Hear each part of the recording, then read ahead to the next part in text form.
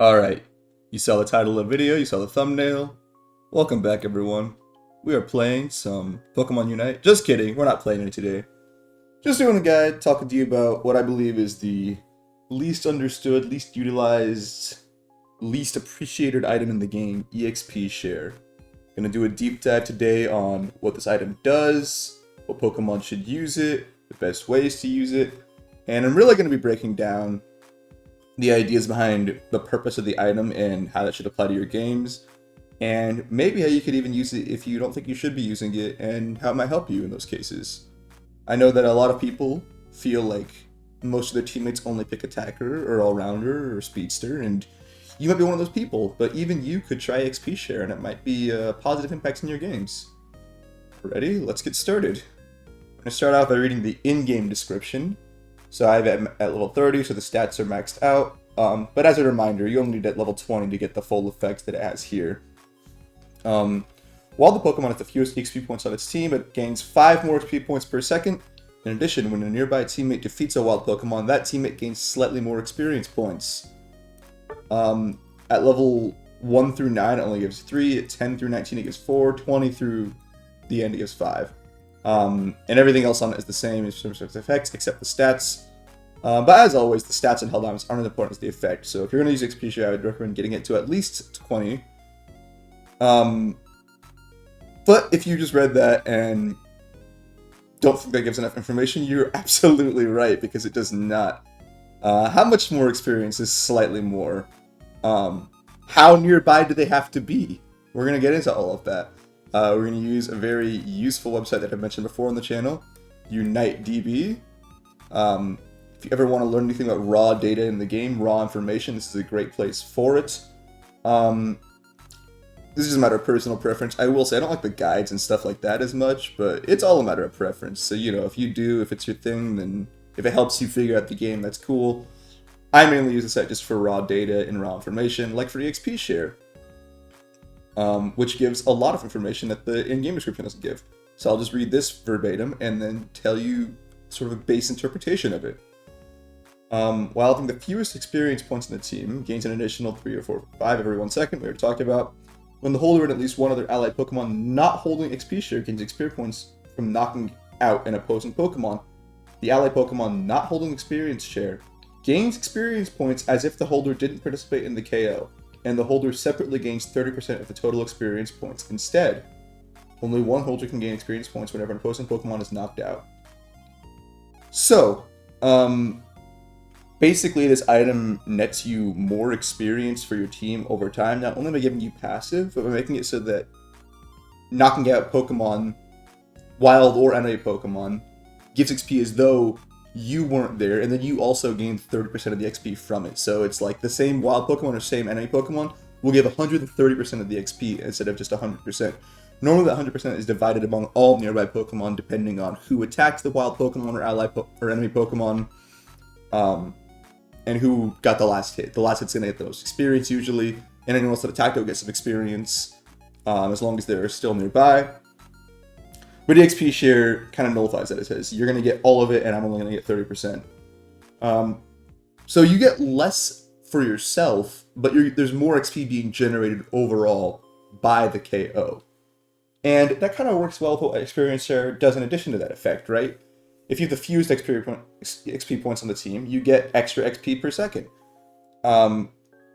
So if you're giving other people experience and you're only getting 30%, that means, hey, you're more likely to be lower experience than them later in the game. So you're more likely to get this extra benefit. So that's really, really good, because this extra benefit is going to make it so that even if you are the lowest experience on your team, you'll still be getting experience throughout the game at a pretty decent rate.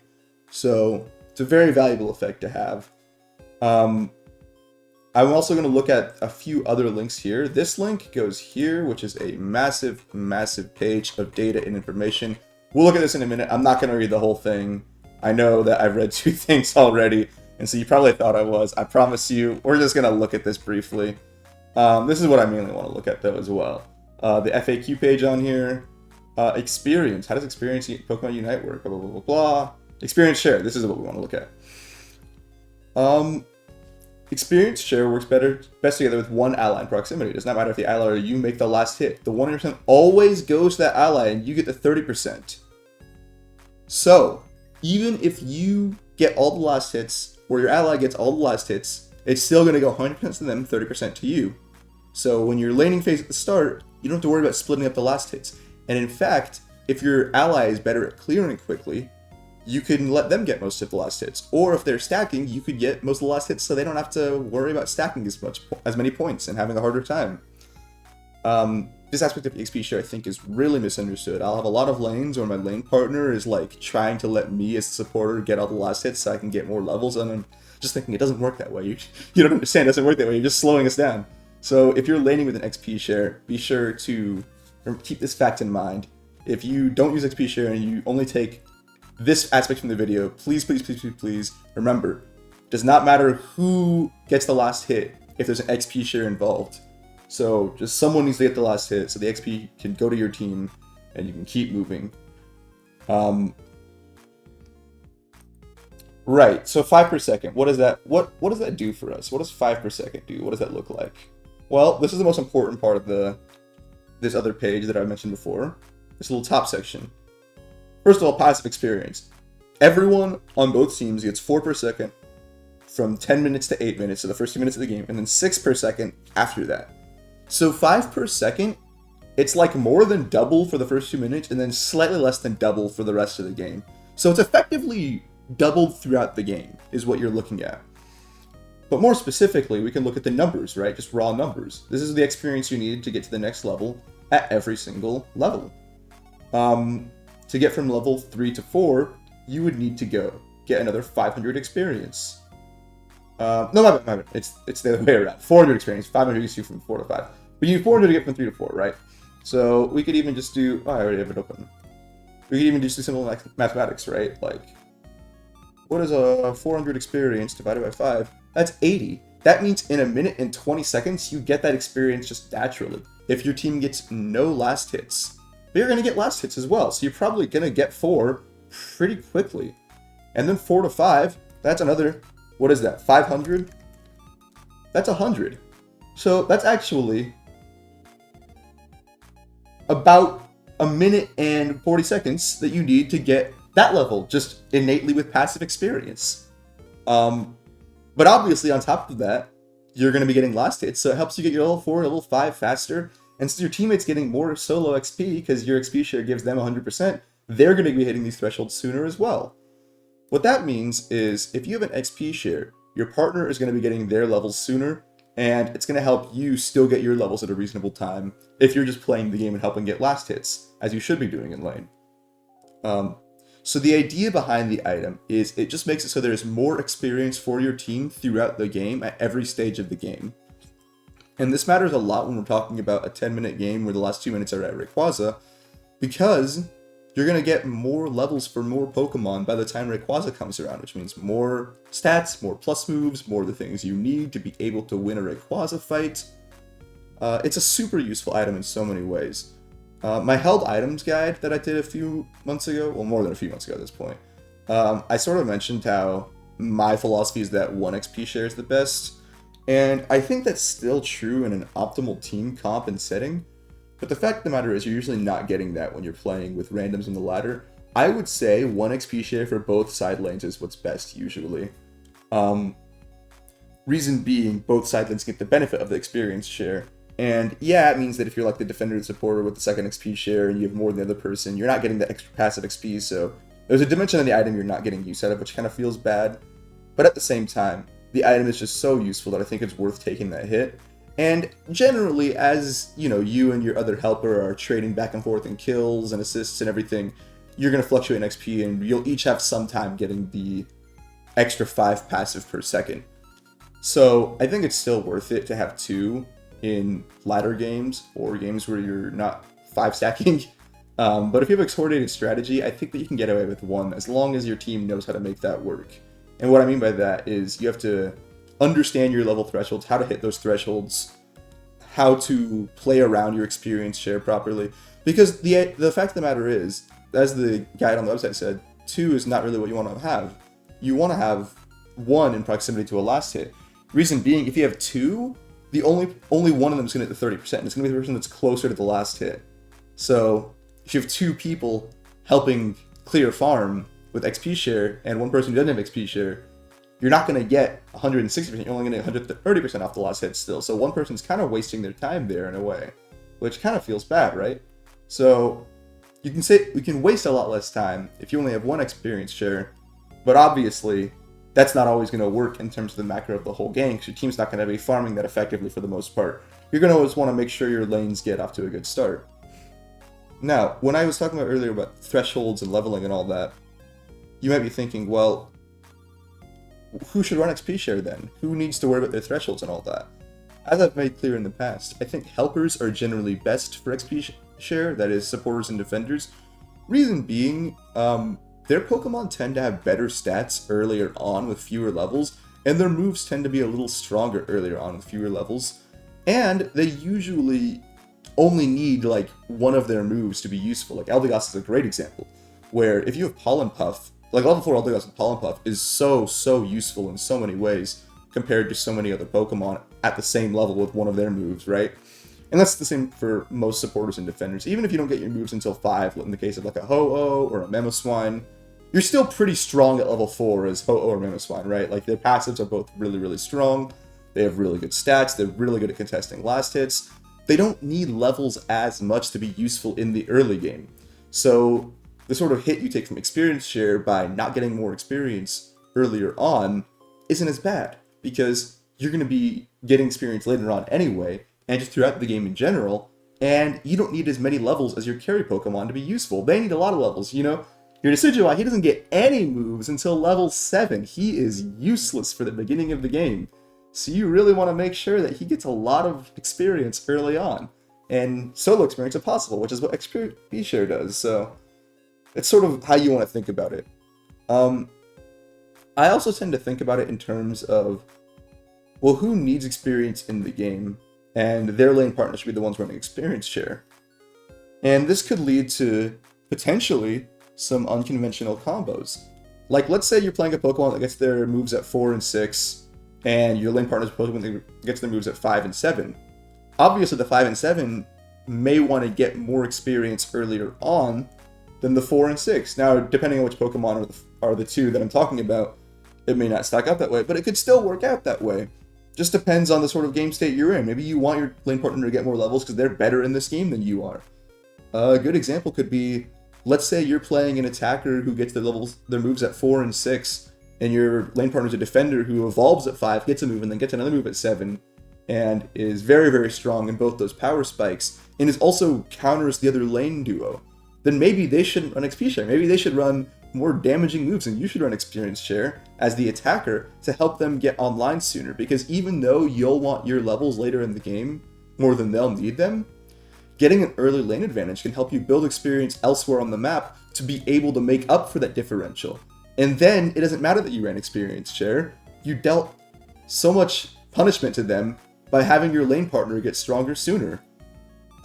This is also why you'll sometimes see people use experience share on attackers or all-rounders or even speedsters. It just sort of depends on the type of Pokemon they are. In general, my philosophy is if you get your levels at if you get moves at 4 and 6, you can run experience share on whatever Pokemon you're on, whatever role you're on. Because usually if you're getting about half the last hits and you're doing a decent job of contesting the birds at 850, you'll get your 4 pretty much always, and your partner will get their 5 pretty much always.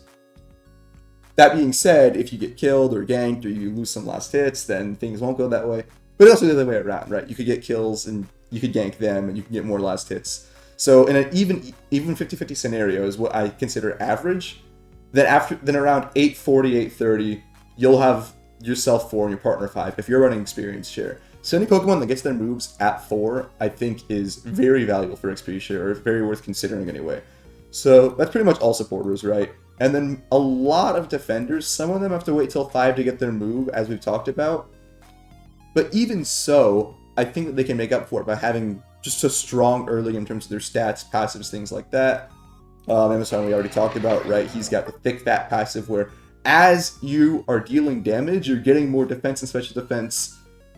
So you're becoming tankier and harder to kill. It lets you stand in the fight longer, it lets you frontline longer. And with something like Focus Band and Potion, you can really just punish your opponents for longer. This is a Pokemon that doesn't need levels as much. He can run XP share.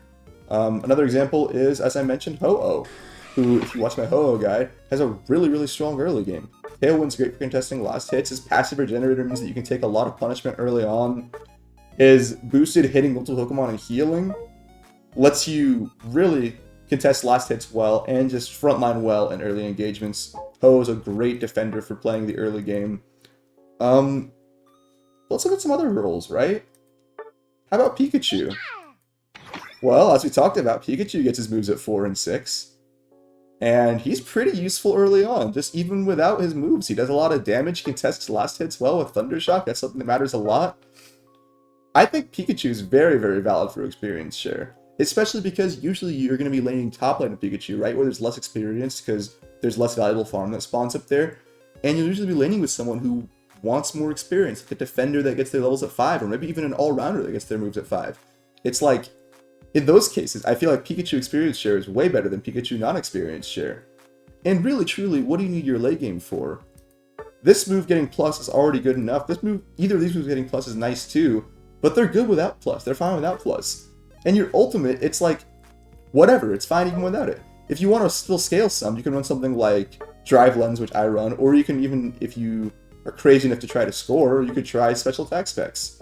But either way, there's still options to help you scale. And that's something else you can consider as an attacker all-rounder, is other options to help you scale into the late game if you're not going to, or if you're going to run experience share. Because it does mean you have one less damaging item, right? Like, I only have 2 items that boost my offensive capability. This item doesn't really do anything for Pikachu in terms of offense. It gives you a little HP and move speed, which is, like, kind of useful, but really it doesn't do a whole lot in terms of making him a better damage dealer.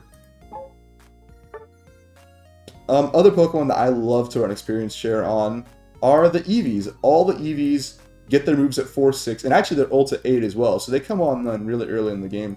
And as soon as you hit 4 on this Pokemon, they're really useful in lane and afterwards. And even at 3, most of them can contest last hits decently well at 850, so you can make sure you get your 4 from that and then turn in the team fight. Sylveon is one that I really love to run experience share on, because with the Mystical Fire Draining Kiss build, you're not really focused on damage as much, right? You're just survivable, this annoying threat that moves around and fights and chases people down. And when you're playing the game like that, again, the damage you deal is less important than just helping your team. Just being survivable is really nice. And actually, the HP from this helps you be more survivable, right? So I feel like Sylveon's a great experience share user. Espeon's pretty good too. Glaceon's okay to some extent. Who else? You could also consider running it on Pokemon that have really strong power spikes once they do get their levels, even if they are at 5 or later on. Alolan Raichu is a great example, where I normally run Experience Share instead of Curse Incense. I normally run this build. Because when you get 5, whichever of these moves you're picking, it's a really huge power spike, so it's kind of okay to delay it a little bit if you can make up for it by giving your teammate an earlier power spike. And then again, you have Thunder Shock, which is good for last hitting, and Thunder Wave, which is also good for last hitting. And you know, as I said before, Pikachu's bases aren't bad early on, and Raichu's a Pikachu before he evolves, so it's the same thing. So I think in cases like this, it can help as well. One other area of attackers that I think you can consider running experience share on is Pokemon that are useless for a very long time, like Decidueye, as mentioned before. You can maybe run something like this. And you might think this is counterintuitive after what we talked about earlier, in that you're delaying your levels, and this Pokemon really needs levels because it doesn't get to until 7 or 8, right? However, if you can give your ally Pokemon a strong lane and capitalize on the kills they're going to get, you can get your 7 earlier than you would otherwise if neither of you ran experience share. So if you're going to lane with someone who's not running experience share and you're playing an XP hungry Pokemon like Decidueye, experience share can still be very useful. It does mean you spend more of the game as a little useless Pokemon, but if your lane partner can make up for that, then I think it's worth doing.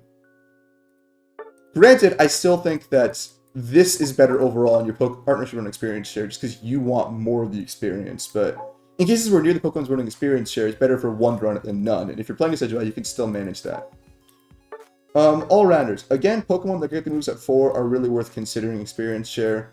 So I think among these, that's really just Serena and Azumarill. Let me look and make sure there's no one else. Yeah, it's just those two, right?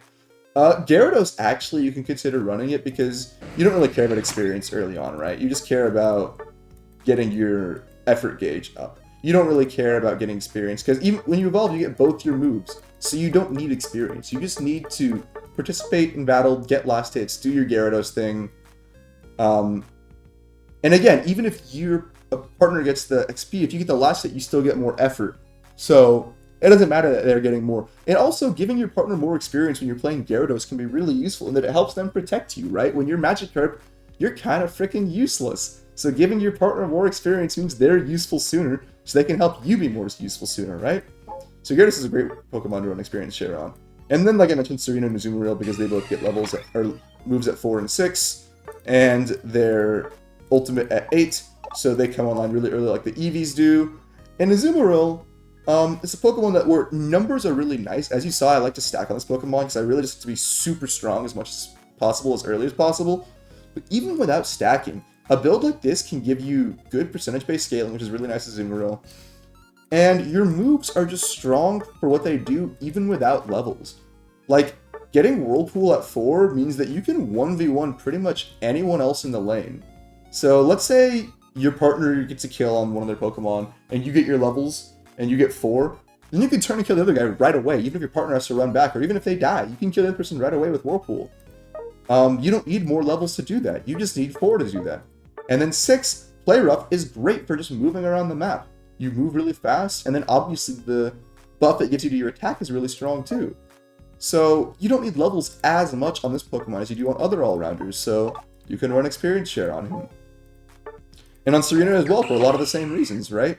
All you care about is what your moves do. You don't really need them to be super big numbers, because your moves are just strong in and of themselves. That said, if you run damaging items, or have a partner with experience share that helps you scale faster, obviously that can help you be more useful sooner in the game, and get a lot more done throughout the game. But I'm talking about just general games where your partner is not running experience share in lane, and you feel like someone should. In those games, you're going to want to consider it on these Pokemon. And again, if you're playing a Pokemon like Charizard or even Garchomp, who scales really slowly, needs a lot of levels before they can be useful, or even Tyranitar, you can run a similar concept where it's like, hey, I'm going to be useless for a long time anyway, because I don't get this move until level 9. So I might as well run experience share and help my partner have a strong lane so they can help me have a strong game, right? Tyranitar, you really need to have a strong laner with him, otherwise you're going to have a bad time in lane, because he has no useful things that he does until level 9. I mean, getting Stone Edge at 5 is kind of nice, but then you're stuck with Rock Polish for so long, and this move is just worthless compared to these moves, right? So this is a great Pokemon to run experience share on if you need one in your lane. And then Speedsters, right? You may think, well, why would I run an experience share on Speedster if I'm jungling? Sometimes you want to run a balanced comp, right? But your jungler is playing an all-rounder, so you want to play a lane Speedster. Well, if you're going to play a lane Speedster, something that can really help justify that is an experience share. And then the movement speed on experience share really helps you as well, right? I would say the best experience share Speedster is definitely Leafeon, just because, again, he's an Eevee, right? As I said before, the Eevees, they hit all their power spikes really early. Their moves are really strong when you get them. Eevees are great for experience share, and Leafeon is no different in that respect. Not to mention, you've probably seen this happen before, where Leafeon will get level 4 from jungle and then come gank early before finishing his jungle, right? And that's usually a really strong strategy. And when he does that, he's usually only level 4 when he shows up, but because he has one of these moves, he's able to help kill someone. And his passive being upgraded, so he has the dash attack. That's really good too. In other words, you don't need more than 4 for this Pokemon to be able to get kills in lane. So if you just get 4 from having experience share in lane, you can really help your lane partner pop off. It's really nice to do that sort of thing. And then Meowscarada is also nice too, because again, the 4-6 power spike, and you really just need... You need 6 for either of your moves. You need 6 and 7. But even your base moves are decent for just getting last hits and harassing in lane. And then of course your passive is really nice for survivability, so being someone that can frontline a little bit in lane or dash in and out with experience share is nice. Helping get last hits is always a good thing, and this Pokemon's great for it. And so why not run experience share, right? I would say most of the other speedsters, you want to play them in jungle and you don't really want to lane. Sometimes you'll see Talon stacking in lane, and that makes sense, I guess, to some extent. Or like a Gengar stacking. Don't do that. This Pokemon is really bad in lane. But you know, XP share is still usable on pretty much any Pokemon, I think, as long as you have a game plan for it. So, and I hope this video illustrated why, sort of the benefits you get out of earning experience share, sort of what it does for you throughout the game, as we talked about here, here, and here. And really, truly, if you have time, you can go to the items page, click on experience share, and then click this to open this. There's a lot of things to read, but it is very, very, very useful information. I can guarantee it. So if you have a lot of time to kill and you want to just read, get there, do some reading. Anyway, thank you guys for watching. Hope you enjoyed this video. Hope it was informative. Hope it gives you some insight into maybe when you should run experience share and maybe running experience share if you're not. Trying it on some Pokemon that maybe you didn't consider trying it on before. Helping your team with a better game, because guess what? One experience share is always more than 0, and you know how it is in Ultra and low Master ranks. When no one wants to run experience share, you can be the hero that gives your team the extra edge to have more levels at Rayquaza and actually have a fighting chance more often. So thank you for watching. Hope you have a great day. If you liked the video, please like, comment if you have any thoughts to share, and subscribe to get more content in the future. Oh, one more thing. My Unite squad has been filling up lately, so if you want to join, here it is. Join before it's too late. But yeah, that's all I got for y'all. Peace.